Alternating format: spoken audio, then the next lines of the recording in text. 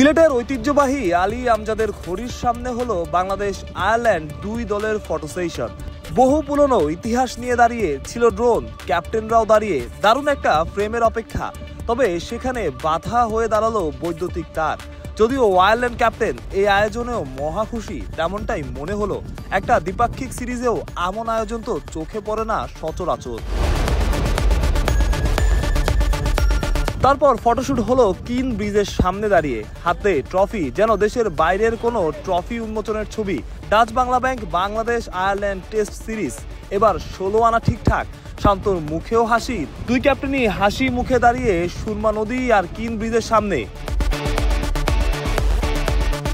ট্যুরিজমের সাথে ক্রিকেটকে যুক্ত করা, এই লক্ষ্যেই কাজ করছে বাংলাদেশ ক্রিকেট বোর্ড।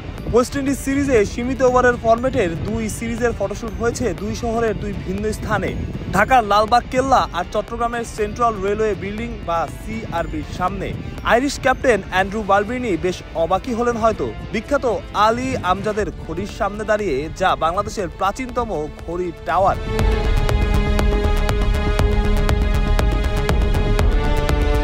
সুরমা নদীর পাশেই বহুল পরিচিত কিন ব্রিজ। ঘড়িটা দেখা যায় ব্রিজের ওপর থেকেও। বলা যায় একের ভেতর দুই। ট্রফি হাতে দাঁড়িয়ে আছেন দুই দলের ক্যাপ্টেন, গণমাধ্যমের আগ্রহের কেন্দ্রবিন্দুতে তারা। সাথে আইরিশ ক্যাপ্টেনের বাংলাদেশের ইতিহাসের সাথে মিশে যাওয়া। 1974 সালে খোলা ঘড়িটি নবাব আলী আহমদ খান তার ছেলে আলী আমজাদ খানের নামে নামকরণ করেন 150 বছর আগে। সেই ইতিহাসের সাথে পরিচিত হলো আয়ারল্যান্ড। বাংলাদেশ ক্যাপ্টেন নাজমুল হোসেন শান্তর জন্য এমন কিছু উপভোগ্যই হওয়ার কথা। হোম ক্যাপ্টেন ট্রফি উঁচিয়ে ধরছেন, সাথে সফররত দলের অধিনায়ক। মিশে গেছে এই বাংলার ইতিহাস আর ঐতিহ্য।